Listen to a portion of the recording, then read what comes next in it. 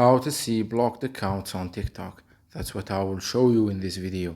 But before we begin, make sure to subscribe to the channel and ring the bell to get notified whenever a new video is uploaded.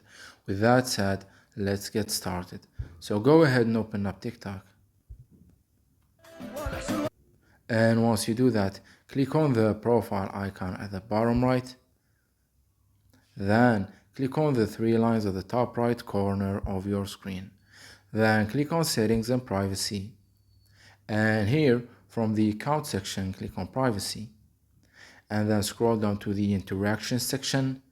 And from there, click on blocked accounts.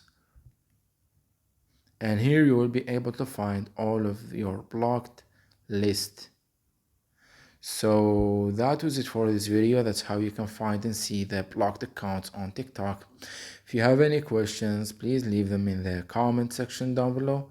With that said, see you in the next video.